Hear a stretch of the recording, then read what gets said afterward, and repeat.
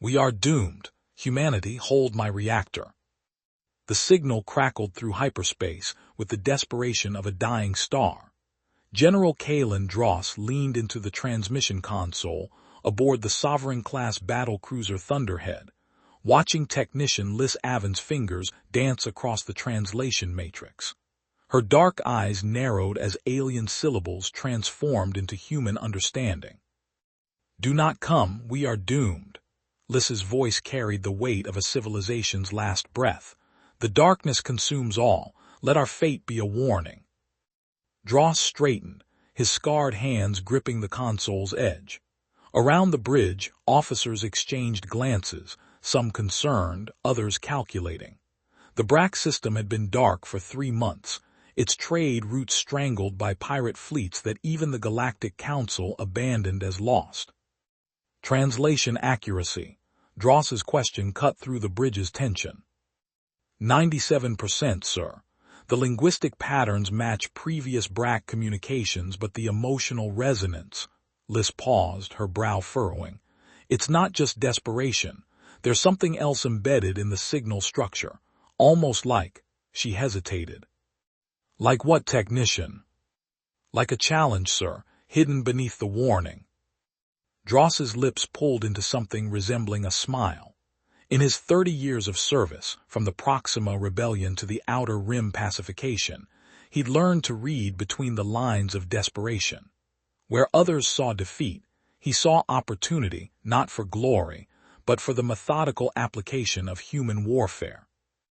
Admiral, came a voice from across the bridge. Commander Thane, his second-in-command, approached with a tactical display flickering in his palm. Intelligence estimates 14 pirate strongholds throughout the Brakk system.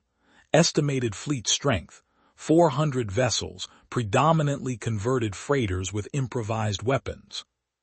Crew complements. Conservative estimate, 30,000 hostiles. The bridge fell silent except for the steady hum of life support and the distant throb of the reactor core. Dross studied the holographic display, noting the pirate positions clustered around the system's asteroid belt and outer moons. Classic harassment, pattern hit-and-run tactics designed to bleed defenders slowly rather than engage in decisive battle. Time to fleet assembly. 6th Fleet is 3 days out. Admiral Koreth's task force can be here in 5. Too long. Dross turned toward the communication station. Signal the Thunderhead battle group. We're going in alone. The objections came immediately, voices overlapping in professional concern. Thane stepped closer, lowering his voice. Sir, we're talking about a single heavy cruiser, 4 destroyers and 8 frigates against an entrenched enemy force. The tactical situation is exactly what we trained for. Dross's voice carried the finality of an avalanche. The Brakk called for help. We're going to give it to them. Lyss looked up from her console, uncertainty flickering across her features. General, the transmission specifically warned against intervention. What if we're misreading their intent? Then we'll know soon enough. Dross moved toward the tactical display, his fingers tracing attack vectors through the projected battle space. But in my experience, technician, civilizations don't broadcast their coordinates when they want to be left alone. The translation from hyperspace tore reality apart with the fury of a collapsing star. 13 ships materialized at the edge of the Brakk system, their hulls scarred by countless battles, weapon systems already charging. The Thunderhead led the formation, her massive bulk bristling with particle cannon arrays and missile tubes, a predator's promise wrapped in titanium and ceramic composite. Dross stood in the battle center, surrounded by tactical displays and the controlled chaos of a warship preparing for action. Around him, officers called out sensor readings and system statuses, while damage control teams sealed bulkheads and armed emergency protocols. The familiar rhythm of pre-battle preparation settled over the bridge like a shroud. Contact, the sensor officer's voice cracked with adrenaline. Multiple bogies bearing 27 Mark IV designation. Shit, sir, we've got a problem. The main display flickered, showing a massive installation carved from a hollowed-out asteroid. Docking tubes extended like mechanical tentacles, connecting to dozens of smaller craft. Energy signatures pulsed across its surface, weapons charging, shields powering up, launch bays opening to disgorge fighter squadrons. Pirate Stronghold Delta 7, Thane announced, consulting his tactical pad. Intelligence classified it as a supply depot. This is, he paused, studying the readings. Sir, that's a full military installation. Defensive platforms, fighter wings, the works. Through the forward viewports, the enemy base grew larger as the human task force closed distance. Fighter craft swarmed from its launch bays like angry insects, their engines leaving bright contrails against the star-speckled void. Dross counted the formations, 60, 80, over 100 small craft accelerating toward his ships. Weapons free, he commanded. All ships engage at maximum range. Target their fighter formations first. The Thunderhead shuddered as her main batteries opened fire. Particle beams lanced through space, each shot carrying enough energy to vaporize a city block. The destroyer Vengeance added her voice to the symphony, her rapid-fire pulse cannons creating a deadly web of coherent light. Around them, the frigate squadron spread into attack formation, their smaller weapons reaching out to swat enemy fighters from the void. The first pirate fighter died in a brilliant flash, its fusion reactor containment failing under the assault of concentrated firepower. Then another, and another. But for every enemy craft that died, 2 more seemed to take its place, pouring from hidden launch bays throughout the asteroid field. Incoming missiles, the defensive coordinator announced. Multiple launches from the installation. 64 birds, acceleration profile suggests fusion warheads. Dross gripped the command railing as the ship's point defense systems engaged. Laser turrets swiveled with mechanical precision, tracking and destroying incoming ordnance with surgical accuracy. The occasional missile that penetrated the defensive screen struck the Thunderhead's shields in brilliant explosions that lit the bridge with hellish light. Return fire all batteries. Target the installation's power grid. The battlecruiser's massive spinal mount, a particle accelerator capable of punching through planetary crust, swiveled toward the enemy stronghold. When it fired, space itself seemed to bend around the coherent beam of destruction. The shot struck the asteroid's surface, boring through rock and metal with unstoppable force. Secondary explosions blossomed across the installation's surface as power conduits overloaded and ammunition stores detonated. But the pirates weren't finished. From behind the cover of smaller asteroids came larger ships, converted cargo haulers bristling with improvised weapons, their hulls scarred by years of raiding and retrofit. They moved with the desperate courage of cornered animals, launching everything they had at the human task force. Multiple capital ships closing from sectors 4 and 7, Thane reported.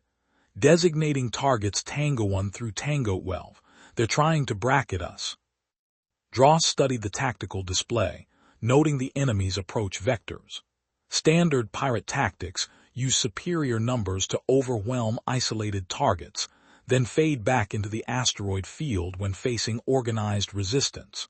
But these weren't merchant marine vessels or lightly armed patrol craft. The Thunderhead and her escorts were warships, designed and built for exactly this kind of engagement. All ships execute delta formation, concentrate fire on their lead elements. The human squadron reformed with practiced efficiency. The destroyers moved to flank positions, while the frigates formed a protective screen around the larger vessels. When the pirates closed to optimal range, the humans opened fire with devastating effect. The lead pirate vessel, a converted bulk hauler mounting oversized plasma cannon, simply disintegrated under the focused fire of 3 destroyers. Its fusion reactor went critical, creating a miniature star that briefly outshone the system's primary. The explosion caught 2 nearby raiders, their hulls buckling under the pressure wave. But the pirates kept coming. Dross had to admire their tenacity, even as he methodically destroyed them. These weren't the desperate scavengers he'd expected. They fought with coordination and tactical awareness that suggested military training.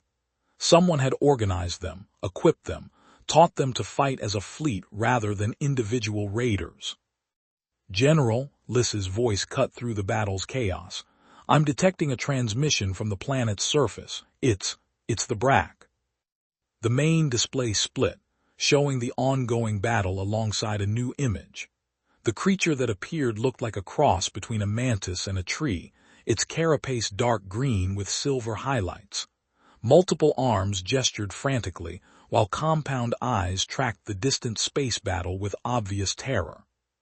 "Human vessels," the Brakk's voice carried the electronic distortion of real-time translation. "Please, you must withdraw. This system is cursed. None who come here survive." Dross glanced at the tactical display, where 2 more pirate vessels died under human firepower. His ships remained undamaged, their shields easily deflecting enemy attacks. "Technician Aven, response transmission." Lyss nodded, her hands moving across the communications array. "Channel open, sir." "This is General Caelen Dross of the Terran Federation Navy. We received your distress call and have come to provide assistance. Maintain position and await extraction." The Brakk's compound eyes seemed to widen. "Distress call? We sent no. We warned all vessels to stay away. The darkness that consumes this system cannot be defeated." "Watch and learn," Dross replied, then cut the transmission. Around him, the bridge crew continued their deadly work, coordinating the destruction of pirate strongholds with methodical precision. 3 days into the campaign, the Brakk homeworld's northern continent burned. Not from human weapons, those struck with surgical precision, but from the secondary explosions of pirate ammunition depots and fuel refineries. Dross stood in the Thunderhead's observation deck, watching orbital strikes lance down like the fingers of an angry god. Each beam of coherent energy eliminated another fortified position, another nest of raiders that had plagued this system for decades. Beside him, Technician Aven monitored communications intercepts, her expression grim as she translated the panic spreading through pirate command networks. "They're calling for evacuation, sir. Full retreat from all surface installations." "Too late for that." Dross indicated a tactical display showing human drop pods descending through the planet's atmosphere like metal rain. "Marines will have secured the spaceport in 12 minutes. After that, nothing leaves the surface without our permission." The sound of distant thunder rolled through the ship's hull, more orbital bombardments, more pirate strongholds reduced to radioactive craters. Dross had prosecuted this campaign with the same methodical efficiency he'd brought to a dozen other theaters. Identify enemy positions, isolate them from mutual support, then eliminate them with overwhelming firepower. Simple, effective, and final. A new voice crackled through the comm system, speaking accented standard with the desperate urgency of a hunted animal. "Human forces, this is Raider Captain Voss. We're prepared to discuss terms of." The transmission cut off abruptly as the destroyer Retribution vaporized the pirate command vessel with a direct hit to its reactor core. Dross watched the explosion bloom across the planet's orbital space, briefly lighting the clouded atmosphere below. Another problem solved, another threat eliminated. "Sir," Commander Thane approached with a data pad, his expression troubled. "Intelligence assessment from the surface teams. The pirates weren't just raiding the Brakk settlements. They were," he paused, searching for words. "They were harvesting them, taking prisoners for some kind of processing operation." Dross accepted the pad, scanning through field reports and reconnaissance imagery. Underground facilities, industrial equipment clearly not of pirate origin, and evidence of systematic extraction of Brakk genetic material. The pieces fell together with sickening clarity. This wasn't random piracy. Someone had been using the Brakk system as a laboratory. "Who's backing them?" Dross's voice carried the chill of deep space. "Pirates don't build genetic research facilities on their own." Unknown, sir, but the equipment signatures match Hegemony designs. If they're involved, Thane didn't need to finish. The Hegemony had been humanity's primary rival for territorial expansion, a coalition of species that viewed human aggression as an existential threat to galactic stability. Before Dross could respond, alarms began wailing throughout the ship. Emergency lighting bathed the observation deck in pulsing red as the general quarters klaxon demanded immediate attention. Through the viewports, space suddenly filled with new contacts, sleek vessels dropping out of hyperspace in perfect formation, their hulls bearing the distinctive angular design of Hegemony warships. Battle stations, Dross's voice carried throughout the ship as he strode toward the bridge, Thane and Aven close behind. All ships, defensive formation Delta 7, weapons to full charge. The bridge erupted in controlled chaos as officers coordinated the response to this new threat. The tactical display showed 18 Hegemony vessels arranged in attack formation, their weapon systems already powered up and targeting solutions being calculated. At their head, a massive dreadnought whose sensor signature matched the infamous Sovereign's Bane flagship of Admiral Kethmore, architect of the Centauri massacre. Incoming transmission, the communications officer announced. Hegemony frequencies. The main display flickered, revealing the reptilian features of Admiral Kethmore. His scaled hide bore the ritual scarification of high rank, while his predator's eyes fixed on Dross with obvious hatred. When he spoke, his voice carried the sibilant accent of his species. General Dross, your reputation for brutality precedes you. I am Admiral Kethmore of the Hegemony 4th Fleet. You will withdraw from this system immediately or face the consequences. Dross stepped forward, his own gaze steady and unwavering. This is Federation space, Admiral. The Brakk requested our assistance, and we have provided it. I suggest you withdraw before this situation escalates beyond diplomatic resolution. Kethmore's lipless mouth curved in what might have been a smile. The Brakk served our research purposes admirably. Their genetic material has proven most useful in our bioweapon development programs. Your interference has cost us valuable subjects and irreplaceable data. The admission hung in the air like poison gas. Around the bridge, human officers exchanged glances of disgust and growing anger. Lyss looked up from her station, her face pale with horror. They were using them as test subjects, an entire species. Indeed, Kethmore's image leaned forward, his eyes gleaming with predatory satisfaction. But your arrival provides an unexpected opportunity. Human specimens would prove even more valuable than Brakk. Surrender now, and your deaths will be swift. Dross's hand moved to the tactical controls, his finger hovering over the firing authorization key. Throughout the ship, weapons systems hummed with barely contained energy while shield generators built protective barriers of coherent force. The moment balanced on a knife's edge 18 Hegemony warships against 13 human vessels, with the fate of an entire species hanging in the balance. Admiral Kethmore, Dross's voice carried across the void with deadly calm, I have a counter-proposal. The reptilian commander's eyes narrowed. Speak. Go to hell. Dross's finger pressed the firing key, and the Thunderhead spoke with the voice of human rage. Her main batteries erupted in synchronized fury, each shot precisely targeted at the Hegemony flagship's command section. The particle beam struck Kethmore's shields in cascading explosions, overloading the defensive screens and boring through the dreadnought's armor like hot knives through flesh. Around them, the human task force opened fire with devastating effect. The destroyer Vengeance bracketed a Hegemony cruiser with torpedo volleys that cracked its hull like an eggshell, while the frigate squadron swarmed an enemy battleship like wolves bringing down a wounded elk. Space filled with the brilliant flashes of weapons fire and exploding warships as two fleets clashed in the darkness between worlds. But the Hegemony had numbers and firepower on their side. Return fire hammered the human formation, testing shields and armor with each successive impact. The frigate stalwart took a direct hit to her reactor housing, her fusion plant going critical in a burst of stellar fire that briefly turned night to day. 17 human sailors died in that explosion, their lives adding to the growing cost of this engagement.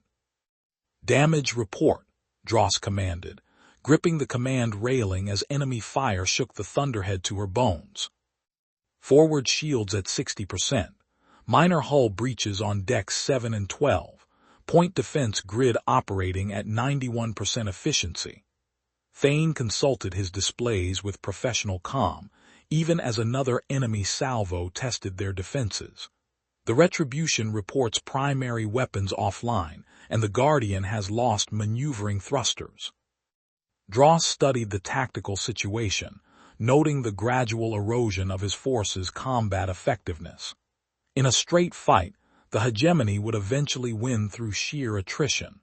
But this wasn't a straight fight, it was an execution, and he intended to make it as expensive as possible. "All ships focus fire on the flagship. Ignore the escorts." The human formation concentrated its remaining firepower on the Sovereign's Bane, pouring everything they had into Kethmore's command vessel. The massive dreadnought staggered under the assault, her shields failing in cascading overloads that lit space with coruscating energy. Return fire from her escort vessels hammered the human ships, but Dross's gamble was paying off. Eliminate the enemy commander, and the rest would lose coordination. Admiral Kethmore's image flickered back onto the main display, his reptilian features twisted with pain and fury. Behind him, smoke and sparks indicated severe damage to his ship systems. "You think this changes anything, human? Kill me and another will take my place. The Hegemony is eternal." "Maybe," Dross acknowledged, then smiled with predatory satisfaction. "But you won't be there to see it." The Thunderhead's spinal mount fired one final time, its particle beam punching through the flagship's failing shields and cored hull. The shot penetrated deep into the vessel's superstructure, finding the main reactor and triggering a cascade failure that consumed the dreadnought from within. Admiral Kethmore had just enough time to scream before his ship became a miniature supernova, its death throes taking 2 escort vessels with it into the void. The Brakk Matriarch Ezzar's compound eyes tracked the human general's movement with predatory intensity. Her 4 arms moved in complex patterns that Lyss translated as expressions of barely controlled terror. Around them, the ruins of what had been the planet's primary city bore testament to 3 weeks of systematic warfare buildings, reduced to rubble, streets cratered by orbital bombardment, the air still thick with smoke, and the metallic tang of ionized atmosphere. "You claim to be liberators." Ezzar's translated words carried undertones of accusation and bewilderment. "Yet you have brought more destruction in 20 days than the raiders inflicted in 5 years. Dross stood amid the devastation, his battle-scarred armor reflecting the fires that still burned throughout the city. Around him, human marines maintained perimeter security while engineering teams worked to restore basic infrastructure. The efficiency of their operations was undeniable. Power grids restored, communication networks rebuilt, medical facilities established in matter of hours rather than days. "The destruction was necessary," Dross replied, his voice carrying the weight of absolute certainty. "The pirates had to be eliminated completely, along with their infrastructure and support systems. Half measures would have left them able to regenerate and return." Ezzar's carapace shifted colors from dark green to mottled brown, an expression Lyss had learned indicated profound distress. "But the cost? So many of our cities are cultural sites. Your people are alive," Dross interrupted. 2 million Brakk citizens who would have died in Hegemony laboratories are breathing free air. That's what matters. Through the rubble-strewn streets, Brakk civilians emerged from underground shelters where they had hidden during the fighting. They moved tentatively, their insectoid features expressing confusion and fear as they encountered human soldiers. Some carried injured family members, others clutched precious possessions salvaged from destroyed homes. All bore the hollow look of people who had survived something beyond comprehension. Lyss watched the interactions between humans and aliens, noting the careful distance both species maintained. The cultural gap seemed insurmountable, humans viewing the Brakk as helpless victims requiring protection, while the aliens saw their rescuers as potentially more dangerous than their former oppressors. The irony wasn't lost on her. General, Commander Thane approached with a status report, his expression grim. Final casualty assessment from the surface operations. Pirate losses, approximately 38,000 dead, 1,200 captured. Hegemony forces, total destruction of the research fleet, estimated 7,000 killed. Our losses, he paused, 234 KIA, 412 wounded. Dross accepted the numbers without visible emotion, though Lyss saw his jaw tighten almost imperceptibly. She'd been monitoring communications throughout the campaign, listening to the voices of dying sailors and Marines, translating final messages home to families who would never see their loved ones return. The human cost of liberation had been paid in full. And the research facilities. Complete destruction, as ordered. Nothing salvageable remains of the genetic laboratories or bioweapon production sites. Intelligence estimates it would take the Hegemony at least 5 years to rebuild their capabilities from scratch. Ezzar's 4 eyes tracked between the human officers, her mandibles clicking in patterns that indicated growing agitation. Genetic laboratories, bioweapons, what are you discussing? Lyss translated the conversation for the Matriarch, watching the alien's color shift from brown to deep purple as the full scope of the Hegemony operation became clear. The systematic harvesting, the genetic experimentation, the planned development of species-specific weapons designed to exterminate entire civilizations. All of it had been happening beneath the Brakk's awareness, while they focused on the more immediate threat of pirate raids. We knew nothing, Ezzar whispered, her translated words barely audible above the sound of reconstruction work. For 5 years they took our people for processing, and we believed they were being sold as slaves. We hoped they might someday return. They're not coming back, Dross said with brutal honesty. The Hegemony doesn't take slaves. They take subjects for experimentation, raw material for their bioweapon programs. Every Brakk who disappeared was dissected, analyzed, and disposed of. The alien leader's carapace darkened to black, an expression of grief so profound that no translation was needed. Around them, other Brakk who had overheard the conversation began keening, a high-pitched sound that spoke of loss beyond measure. Families who had hoped for reunion now faced the certainty of death, communities torn apart by systematic predation disguised as random piracy. Lyss found herself torn between admiration and horror at her commanding officer's methods. The results were undeniable.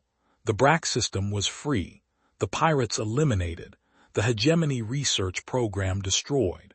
But the price had been devastating, paid not just in human lives but in the complete transformation of Brakk civilization.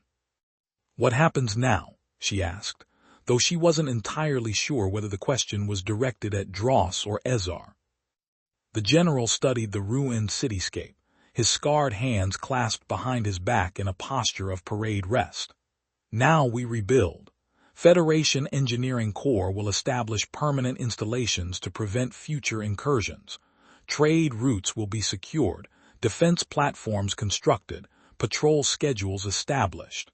The Brakk system will become a model of galactic security. Ezzar's mandibles clicked rapidly, a sound Lyss recognized as bitter laughter. A model of security under human oversight. We called for help and received conquest. You called for help and received exactly what you needed, Dross replied without inflection. The difference between salvation and conquest often comes down to perspective. Your people are alive. Your species will survive. That's more than you had 3 weeks ago. The matriarch's 4 arms gestured in complex patterns of resignation and acceptance. Perhaps you are correct, General. Perhaps survival justifies any cost. her compound eyes fixed on the human commander with predatory intensity. "But I wonder, when the next crisis comes, will we call for human help again? Or will we remember that your solutions involve as much destruction as our problems?" Dross met her gaze steadily. "That, Matriarch, is your choice to make, but if you do call, we'll answer. That's what we do." Through the smoke-stained air, a human transport descended toward the landing pad established in the ruins of the city center. Its hull bore the insignia of the Federation Reconstruction Authority, the bureaucratic machinery that would transform this battlefield into a functioning member state of human civilization. The process was efficient, systematic, and inexorable. Lyss watched Ezzar observe the transport's arrival, noting the subtle shift in the alien's posture from grief to something approaching resignation. The Brakk had survived the pirates, survived the hegemony, and now they would survive humanity's particular brand of protection. Whether that constituted liberation or simply a more benevolent form of subjugation remained to be seen. But as she looked around at the Brakk civilians emerging from hiding, beginning the long process of rebuilding their lives, Lyss had to admit that survival trumped philosophical questions about sovereignty. These people were alive because humans had answered a desperate plea for help with overwhelming force and absolute commitment. The cursed star still burned overhead, but its light no longer fell on a system consumed by darkness. Instead, it illuminated the beginning of something new, painful, complicated, and born from violence, but new nonetheless. Whether the Brakk would ultimately view their liberation as salvation or conquest, they would have the chance to make that determination themselves. And sometimes, Lyss reflected as she watched human and alien personnel work together to clear rubble and tend to the wounded. Having that choice was enough. 6 months after the liberation, General Caelen Dross stood in the command center of Firebase Sovereign, watching Federation construction crews put the finishing touches on what would become the sector's most advanced military installation. Through reinforced viewports, the rebuilt Brakk capital stretched toward the horizon, gleaming towers of human engineering rising from the ashes of the old city, connected by maglev transit systems that moved civilians and cargo with mechanical precision. The transformation had been absolute. Where once chaotic alien architecture had sprawled across the landscape, now orderly districts arranged themselves according to Federation urban planning principles. Industrial zones hummed with automated manufacturing systems. Residential areas provided standardized housing for relocated Brakk families, and the central administrative complex housed the newly established Colonial Authority headquarters. "Impressive work," commented Admiral Sarah Chen, Dross's superior and commander of the Outer Rim Security Forces. She had arrived that morning aboard the dreadnought Sovereign Justice, ostensibly for a routine inspection, but actually to assess the long-term implications of the Brakk campaign. "The efficiency ratings are remarkable. Production up 400%, crime down to negligible levels, infrastructure completely modernized." Dross nodded, though his expression remained neutral. The Brakk are remarkably adaptable. Once they understood the benefits of Federation membership, integration proceeded smoothly. Through the command center's observation deck, both officers could see Brakk workers operating human-designed machinery under the supervision of Federation technical advisors. The aliens moved with practiced efficiency, their forearms providing significant advantages in manufacturing operations. What had once been a pastoral agricultural society was rapidly becoming an industrial powerhouse focused on military equipment production. And the cultural preservation programs. Chen's question carried undertones of bureaucratic necessity rather than genuine concern. Proceeding according to schedule, traditional music and art forms are being documented and preserved in digital archives. Language instruction programs ensure young Brakk maintain fluency in their ancestral tongue, alongside standard Federation. Cultural centers provide recreational opportunities consistent with species-specific needs. The answer was textbook perfect, delivered with the precision of someone who had given it many times before. But Lyss Aven, now promoted to communications director for the Brakk Integration Authority, heard the hollow undertones that others missed. She had watched the systematic dismantling of a civilization, dressed up in the language of preservation and modernization.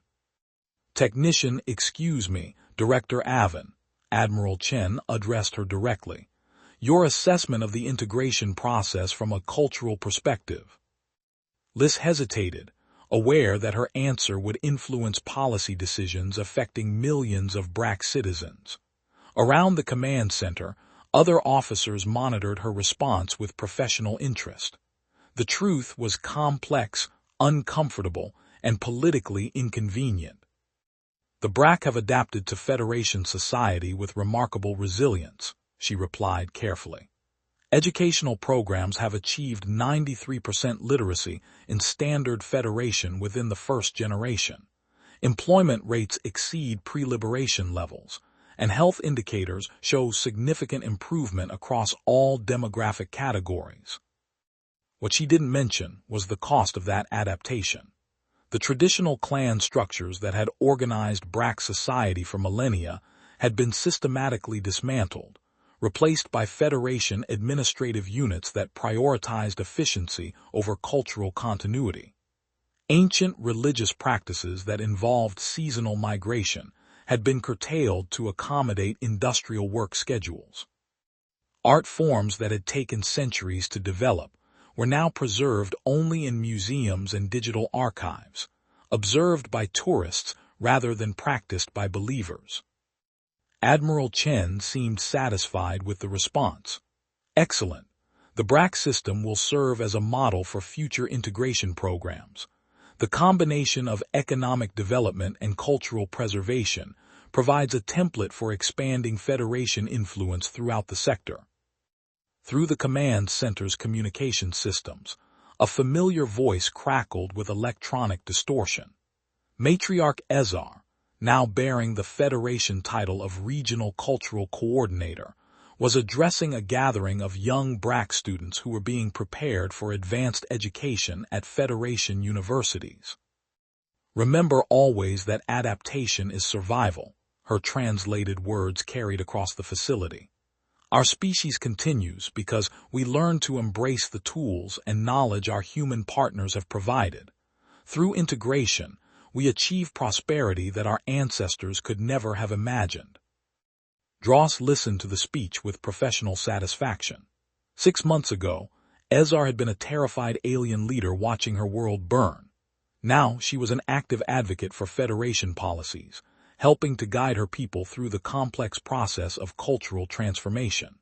The success of the integration program validated his methods, proving that decisive action followed by systematic reconstruction could transform hostile situations into strategic advantages. But Lyss heard something else in Ezzar's words, a carefully controlled desperation, the sound of someone who had learned to echo the phrases necessary for survival. The matriarch's traditional forearmed gestures had been replaced by human-style hand movements that translated more effectively for Federation audiences. Her natural color-shifting communication patterns had been suppressed in favor of vocal emphasis that humans could understand. "Director Aven," Admiral Chen's voice drew her attention back to the briefing. "Intelligence reports suggest that Hegemony forces are massing near the Kepler 442 system. If they move against the Tharsis colonies, we may need to implement another liberation campaign. Your linguistic expertise would be valuable in preparing first contact protocols." The implications hit Lyss like a physical blow. Another system, another species facing extermination or subjugation by hostile forces. Another desperate plea for help that would be answered with overwhelming firepower and systematic transformation. The Brakk model would be exported, refined, and applied to civilizations that had never asked to become part of humanity's expanding sphere of influence. "Of course, Admiral," she replied, her voice steady despite the turmoil in her thoughts. "I'll begin preliminary analysis of Tharsis linguistic patterns immediately." Dross studied her with the calculating gaze of someone who missed very little. "Is there a problem, Director? You seem concerned." The question hung in the air like a challenge. Around them, other officers waited for her response, their expressions ranging from curious to suspicious. The wrong answer could end her career, brand her as someone who lacked the commitment necessary for frontier service. The right answer would make her complicit in the systematic cultural destruction of another species. "No, sir," Lyss replied after a moment's hesitation. "I was just thinking about the complexity of first contact situations. Each species presents unique challenges that require careful consideration." "Indeed they do." Dross's smile was sharp-edged and predatory. "But I've found that most problems become much simpler once you apply sufficient force in the right places. The Tharsis situation will be resolved efficiently, just like this one was." Through the viewport, Brakk workers continued their assigned tasks under human supervision, their movements precise and productive. In the distance, Federation patrol craft traced geometric patterns through the system's outer reaches, maintaining security through constant vigilance and overwhelming deterrent force. The cursed star had become a beacon of order, its light falling on a civilization that had been saved from extinction through the methodical application of human military doctrine. Admiral Chen gathered her briefing materials with bureaucratic efficiency. "Excellent work, General. The Brakk system will stand as a testament to Federation commitment to galactic security. When other species face similar threats, they'll know that humanity keeps its promises." As the senior officers departed for their return journey to sector headquarters, Lyss remained at the observation deck, watching the transformed cityscape below. Somewhere in those orderly districts, families went about their daily lives according to schedules designed by human social engineers. Children attended schools where they learned Federation history, alongside sanitized versions of their own cultural heritage. Adults worked jobs that contributed to humanity's expanding industrial base, while cultural coordinators ensured that traditional practices were maintained at acceptable levels. The system worked. Production increased, living standards improved, security threats were eliminated with mechanical precision. The Brakk survived, prospered even under the protective umbrella of Federation authority. By any measurable standard, the liberation had been a complete success. But in the quiet moments between official briefings and administrative duties, Lyss sometimes wondered what might have happened if the Brakk had never sent that desperate plea for help. Would they have found their own solution to the pirate problem? Could they have negotiated some accommodation with the Hegemony forces? Would their traditional society have evolved and adapted without external intervention? The questions had no answers, because the path not taken existed only in speculation. What remained was reality, a transformed civilization that had traded independence for security, cultural authenticity for prosperity, self-determination for the protection of humanity's expanding sphere of influence. The cursed star continued its eternal burn, its light no longer falling on a system consumed by darkness, but on one illuminated by the harsh glare of human efficiency. Whether that constituted salvation or conquest depended entirely on who was asked, and when they were asked it. And in the end, Lyss reflected as she watched Federation transports arrive with the next wave of integration specialists and cultural coordinators. Perhaps that was the most honest answer of all. Liberation and conquest were often the same action, viewed from different angles and separated only by the luxury of choice, a luxury that civilizations facing extinction could rarely afford. Thank you for listening. If you enjoyed this story, consider subscribing for more journeys. Share your thoughts in the comments and stay tuned for the next adventure.